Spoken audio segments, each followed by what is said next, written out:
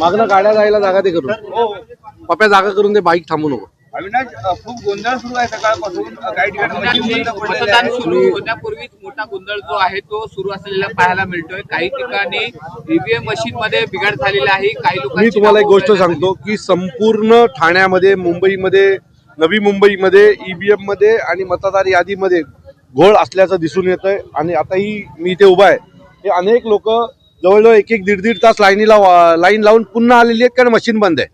जर अशा प्रकारे जर मतदान चालू असेल आणि मतदारांना जर त्रास होणार असेल तर मला असं वाटतं की कशाला या ईव्हीएमच्या नादाला लागताय. का नाही बॅलेटवर घेतात तुम्ही लोक. तो मागील अनेक वर्षापासून आम्ही या सगळ्याच्या पाठी लागलोय. परंतु निवडणूक आयोगाकडनं सरकारला मदत होईल अशाच प्रकारच्या गोष्टी केल्या जातात. इतर कुठल्याही गोष्टींवर जसा मतदारांना होणाऱ्या त्रासाकडे पाहिलं जात नाहीये. आता आतमध्ये चाललेलो आहे, पण मला यांच्याकडनं कुठलीही अपेक्षा नाही.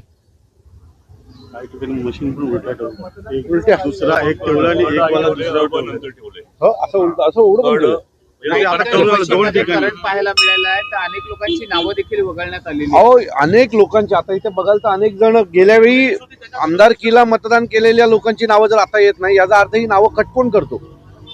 ही यादी सतत का दुबार नावं तशी झाली आहेत. पण ज्या बिचाराचं एकच ठिकाणी नाव आहे अशा माणसांची नावं कट झाली आहेत. माझं परत सांगणं आहे की निवडणूक आयोगाने असा गोंधळ घालून जर मतदान घेणार असेल तर नक्की लोकशाहीसाठी आम्ही मतदान करायचं की हुकुमशाहीकडे जी वाटचाल चालू आहे त्यासाठी मतदान करायचं. या सगळ्या प्रक्रियेवर आमचा आक्षेप आहे आणि राहणार. सकाळपासूनच जर असा गोंधळ असेल तर पूर्ण दिवस अजून बाकी आहे. काय चित्र असू शकतं? काय मतदान केंद्रावर भांडणं चालू आहेत. याचा रूपांतर कुठल्या मोठ्या वादात होऊ नये एवढीच देवाकडे प्रार्थना आहे.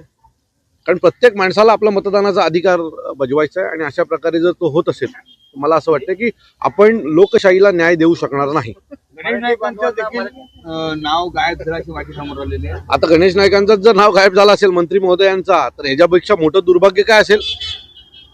संबंधित मी म्हणतो ना, हे जे तुम्ही BLO नेमता बूथ लेवल ऑफिसर्स, त्यांच्यावर जोपर्यंत कारवाई होणार नाही ना तोपर्यंत याद्या नीट होणार नाहीत.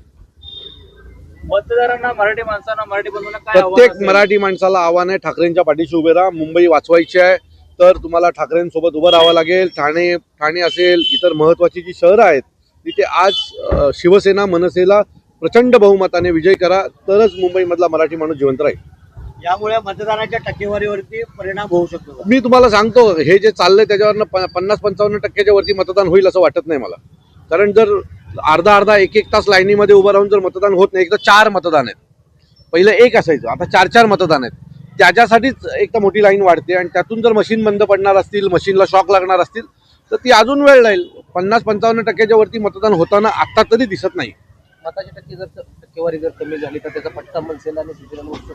हे बघा, मतांची टक्केवारी कमी झाली तर सगळ्यांनाच त्याचा फटका पडणार आहे, पण त्याला दोषी फक्त निवडणूक आयोग असणार आहे. कारण त्यांच्या या 4 मतांची जी काही सरकारच्या दलालांसाठी जी काही कामं चालू आहेत ना, काय गरज आहे 4 मतांची. एक माणूस एका वॉर्डातनं निवडून येऊ शकतो.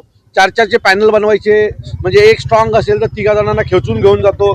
या सगळ्या ज्या गोष्टी आहेत ना ऍडजस्टमेंटच्या, या गोष्टींमुळे हे सगळे वाद सुरू आहेत. अनेक ठिकाणी 4 बटन दाबून आवाज येत नाहीये, अशा अनेक प्रकार समोर आलेले आहेत. गोंधळ समोर येतो, अनेक ठिकाणी मशीनचा गोंधळ समोर येतो. मी तेच सांगतोय तुम्हाला, मशीनमध्ये प्रचंड गोंधळ असल्यामुळेच मतदानाचा टक्का कमी होणार आहे.